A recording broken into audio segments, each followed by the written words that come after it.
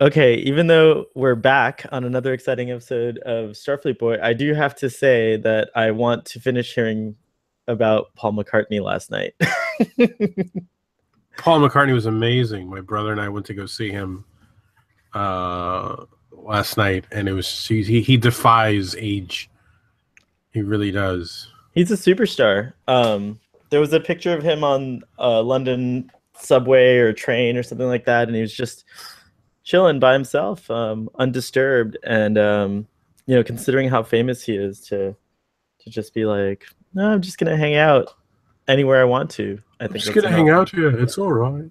Just here. That's really good. This the Ar Aragosa, whatever it's called, the Oh, Armagosa star system today is a little too bright. I'm gonna try to okay. I thought you try were to lower my. okay No, on my side over here. on your side. All right. All right. So, Doctor, welcome back. Nice to see Thank you. you. Today's episode of Starfleet Boy is the most toys. We I have have the most toys. You do. You actually are kind of like this collector, aren't you? No, I'm just kidding. You're nothing like the collector in I this. am nothing like this collector. um, I'll just jump right to the summary. In a routine kind of situation where the Enterprise is transferring volatile materials, an accident occurs which causes the death of our beloved commander, Data. No, Lieutenant Commander, right? Is he not a commander yet? Is he? He's Lieutenant Commander. Lieutenant Commander Data. Sorry, I get all the tenses wrong, and it's timey wimey wibbly wobbly for me all the Yeah. time. Right. So we lose him, or we think, at least the crew thinks he's dead, when in fact he's been stolen by Kivas Fajo, a dealer and merchant and collector who has the most toys. And we see that Data sits among a fabulous collection of things, including some Earth artifacts like the Mona Lisa. Wasn't right? I mean, it's been a week since I saw the episode, but wasn't the Mona Lisa Yeah, in it's his the Mona collection? Lisa. And then Because there was he's trying to emulate the smile. Remember right, that scene? right, that's right. And a baseball card, and some other like chewing gum, all kinds of valuable things are in this collection. And now Yeah, chewing gum, very valuable. and now so is Data, and he might be in fact the most valuable thing that Kivas Faggio has managed to obtain, because Data is would be considered priceless if you had to put a price on him, right? And then that's it. The guy's a total dick, and Data has to try really hard to tolerate his behavior and remain calm. And fortunately, he has no emotion, so that helps him to appear calm. And finally, it all culminates in a moment where he's about to kill the bastard, and then he's beamed out just in the nick of time by the Enterprise. Oh, and there's also a really fun detective chase where the crew has to try to figure out where Data actually is. That's the episode, right? Did I get it? I was wondering, where was the fun part? I missed that one. Oh no. I mean, okay. I agree. This is not on the memorability. This doesn't rate high on the memorability and No, rewatch it doesn't. factor. No, not at But all. but it's an interesting episode because it does, and I won't belabor this, but it does present a little growth for Data for us, because again, the same question we've been asking for a while now, which is, Data, he's the Tin Man, he doesn't think he has a heart, and then what does he find out? That he always has had the heart, right? And I think that, like, there's something new that happens to Data in this episode. He's faced with a really difficult situation. I mean, the actor does a great job, by the way, of being just so despicable. He's just like the worst. He like, even just like the way the actor like portrayed him with his like weird tics and like just like this kind of like fake niceness, and then he'd be like really nice, like, Data, all your needs are going to be provided for so long as you do everything I say. Like, he's just like a, you know, perfect villain, I would think. And a perfect villain for Data, because Data usually can get out of a situation because normally he's dealing with, until now, I don't think Data's encountered an adversary like this where he's just completely unreasonable. And, usually Data tries to find a way to fulfill his programming, which is to preserve life instead of extinguish it. And in this situation, I think it's the first time, as far as I can tell, where Data's about to make a decision to just end this person. Like, it's like, like, kind of like the idea of Mace Windu saying that Palpatine's too dangerous to be left alive, and Hmm. I just thought that was great. That's the one thing that I took away from the episode that was great. But on the whole, you know, you don't need to learn that lesson over and over again. So I don't watch it often. Yeah, I thought it sucked. Um, I I don't know.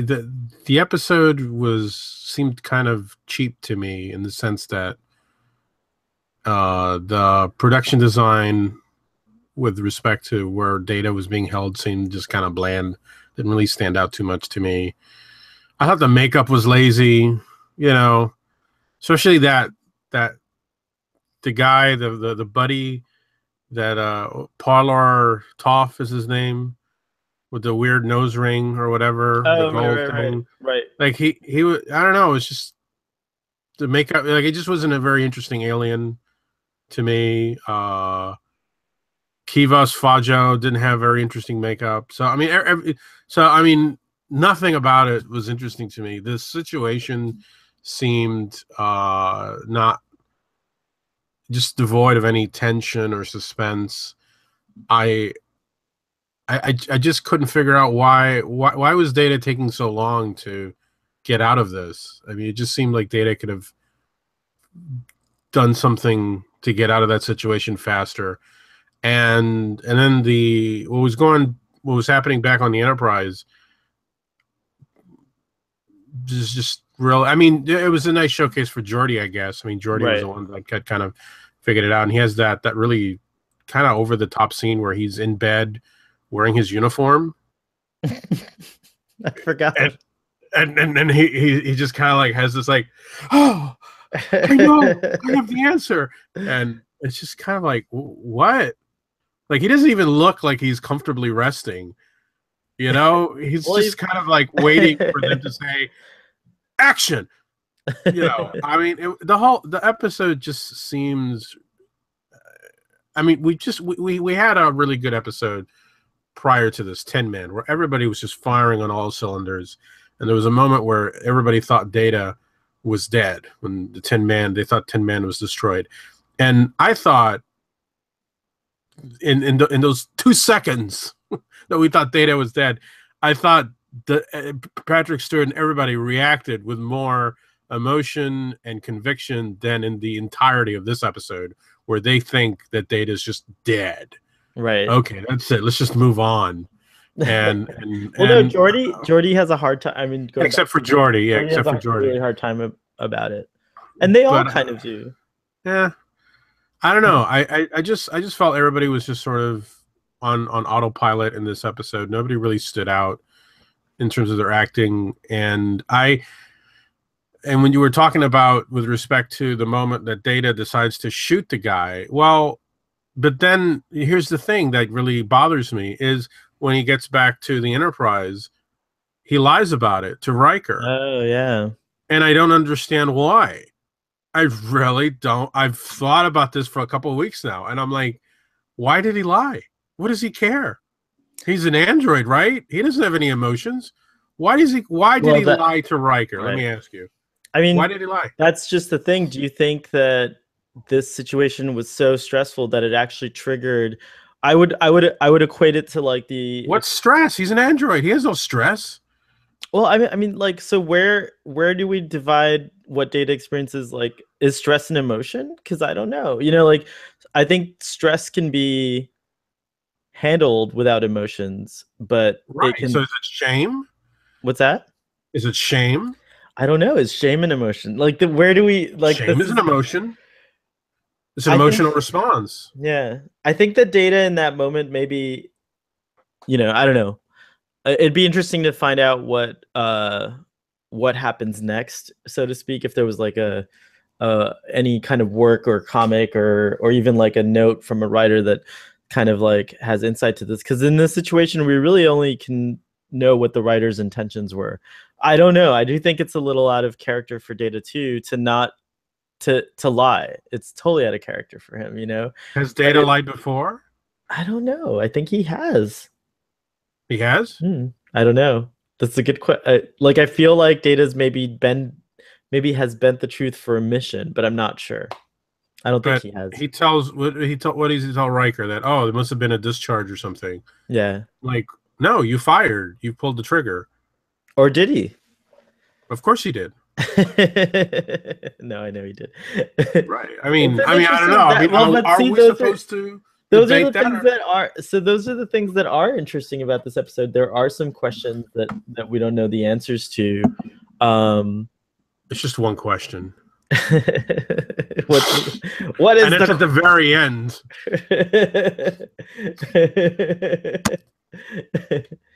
um I think if I had to try to find a data, like if I had to try to find, this might be stretching it a little bit, but if I had to try to find a reason why Data doesn't understand or he's confused or whatever, something other than lying, I would have to say that maybe just like any computer, just like our own minds can be overloaded because there's too many variables to think about. It's possible that in this situation, Data was on the verge of some kind of mental, the Android equivalent of a mental overload. So it can create errors and anomalies in the way that he behaves, in the way that he acts, things like that. So here's this Android who's like, following a line of programming, and now here's a character presented to him that's defying anything logical to him. So Data's like, it is actually for Data probably a mental crisis of some kind, and so I can only imagine that like there's something that happened there, and so he is put off his normal expected responses, and that's why he lies to Riker. Let's see. My interpretation was that okay, that girl who, that character didn't really. I mean, for me, I forget what the name of the girl that was killed by the Right. ultimate nullifier, or and whatever that thing and was. severely abused, which was something that the episode addresses as well as this character's Yeah. abusiveness. Um. Did he fire? I mean, did he fire because he felt bad? If he had shot him before, she wouldn't have died. I think so. I think So then that would be again we're back to the question of shame. He's ashamed of that. yeah. I would say I would consider it shame. I don't know what Data would call it, but he would call it an error. Like he would decide in his mental programming, in his thought process, he would decide, I have made several critical errors and they've caused more death now than if I had just killed this guy. Like Right. that's kind of like Yeah. what I imagine Data's thinking, Well, I agree. I don't know why he didn't shoot him before. well, because I really don't he's understand programmed not why. to. Yeah. Well, but I mean, it just I don't know. I don't understand. I mean, Data can't have any. I mean, he clearly says, in self defense, more so than just self defense. I mean, he's a Starfleet officer. If he's ordered to, kill a Klingon or whatever, he's going to kill the Klingon. He can't defy his captain's orders. I mean, But if no one they're in a ordered combat him. situation or Right, if they're but in a, no one's and ordered. This is the tricky situation is like, no one has ordered him to his mission. I would imagine that his training combined with his own programming is something along the lines of um you know protect others first and then protect yourself. It's kind of like the laws of but he robotics, failed. right? And that's why he had to kill. I don't understand why he failed though. Like I don't accept the premise of the episode. I think in my mind, Data would have figured this out a lot faster. He would have found a way to break out of that room. By the way, isn't this the second episode where we have a major character stuck in a room I know Star Trek: The Next Generation has some in kind a of, row? well, it's not even over for this poor cast. I mean, they're all going to experience. I mean, like poor Counselor Troy. I mean, she gets, some horrible things already have happened to her. Uh, Was she stuck in a room too? I don't know, but there's that episode, the abduction thing coming up soon, and I don't know. There's a lot of Yeah, no, scary, but I'm sorry, scary us. We're situations. the ones that are suffering, watching them stuck in a room that they can't get out of, and Well, it's this, boring as hell. I mean, I just thought it was boring, and I couldn't yeah, understand why Data couldn't break out of it. And then the other thing that to me kind of, and again, it's related to this, this inability to just focus Data's character really well. Data seems to be employing some subtle psychology with the other Kiva's woman. Fudge. Oh, right, right. With When the he's trying to woman, convince her, right? when he's Exactly, trying to actually, right, convince her. But right. I mean, okay, that I accept that Data, but then there are other episodes like the one with Lal where he just seems to be completely naive about how human beings are, how they relate to each other and how he relates to them, and he's just like, but I'm a father, why don't you understand? Like he just, his psychological depth changes from episode to episode. Sometimes he's just like this naive, like, you know uh android man child that doesn't understand how human beings work. And then now in this episode he's trying to, like, use, he's more like in that episode where he was on the planet and he's trying to convince the colony, guys, you have to leave this planet because this massive space fleet is coming here to destroy you. And he subtly uses psychology and all this stuff. Right. So from episode to episode, Data just seems to, I do think that that's fine. you know what I'm trying to say? I do. It's I think I do understand, and I think that's totally fine because I think that like what you're normally seeing of Data is that like childlike kind of aspect. More of a wonder, like a situation where he's like wondering, like in wonderment. Is his like baseline operations. I don't think he loses that, except that I do think that, for example, imagine Lore were in this situation. It would have, oh, I did. right, it would have been over in like 2 seconds. Like Lore would have snapped Kivas Fajo's neck, uh, disabled the station, stolen a shuttlecraft, and boom, like there would be no episode, right? But just Data is like programmed so different from Lore, and like the absence of emotions. It's great that we're actually going into another emotion thing next, but the absence of emotions here for him are what prevent him in a way from feeling uh and doing irrational things. So Data tries to always do the rational, logical thing first. In many ways, he's probably what you would, the thing that was unsuccessful about Spock being able to keep his emotions at bay is that he had them to begin with. Like Vulcans already have them, and he's half human. And Data is kind of I think of him as a similar character to Spock, where he represents this like side of reason, of total logic, of just like weighing without emotion a situation and doing the best thing possible. And I think he stuck true to that in the situation. He tried to make sure that no one died or that no one got hurt as much as possible. And then it finally got to a point, as you pointed out, where he it to us it appears as though it's shame because the same course of action would be accompanied with this emotion for a human. But for him, the shame is absent, but the consequences of his not doing something sooner are still present. And so I asked you this question. Had you been, forget about Data for a second. Let's say you were kidnapped by Kivas Fajo as yourself with your emotions, et cetera, et cetera.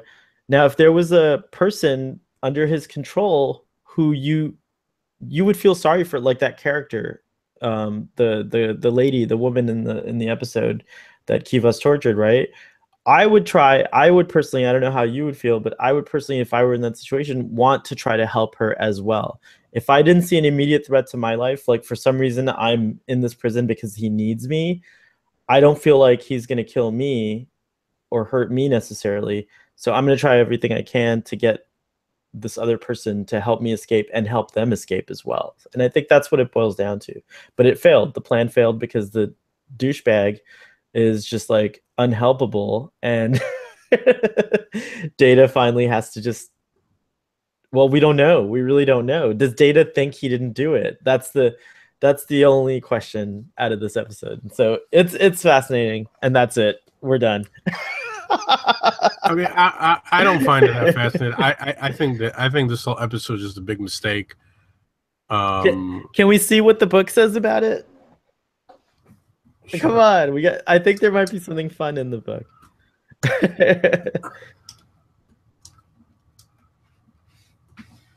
But going, let's say, yeah, let's say this episode, not Next Generation's finest hour, right? Do you think the 13 episode season is a better idea so that we get more impactful No. episodes more often? No, you still like the Yeah. 23 Yeah, I episodes. do. I do. Okay. It says here that it's an interesting story from a spec script that pushed Data to the brink of murder for a logical reason. The most toys was struck by tragedy early in the filming. Oh wow, interesting. Originally, the Hmm. actor chosen to play Faja was well-known little. Oh my god! What's happened? It was going to be David Rappaport. What? Remind me who David Rappaport is. Time Bandits. Oh, really? I'm looking He him up. was going to be Yeah, yeah, the leader of the Time Bandits. He had remember he had a Oh, show on CBS called The Wizard where he played an inventor. yes. Remember? I do remember that. Yeah. Oh yeah, Wow. now I see. Oh, that sucks. That would have been great actually, just to have David Rappaport on Star Trek. What David happened? Rappaport was a great. He passed away. He died. Oh. David Rappaport was a great actor. He really was. A good movie with him in it, The Bride, which is a reworking of Frankenstein with Sting, of all people, as Dr. Frankenstein. But David Rappaport and Clancy Brown play an excellent. There's even a picture of him in makeup as Kivas Fajo. Really? Yeah, here Oh, let me share yeah. this. Let me see that. This is on Memory Alpha. So he'd already started filming when he passed away. Wow. I don't know. I didn't know that. I hadn't looked into this episode deeply. Let's see here. There he is. Oh my God! Oops. Look at that. There he is. Oh, I have to present. Hold on. No, I can see it. Right. There's a button I have to press so that the audience can see Oh, can the other can see it? it. Wow. That would have changed the whole episode for me. Really, it's true. An actor can change the whole thing. It's true. So did you not like the performance by the actor who ended up being Kivas Fajo? Holy cow! Rappaport attempted Saul Rubinek. suicide. Rappaport attempted suicide over the weekend after 2 days of Geez. filming and was hospitalized. Shortly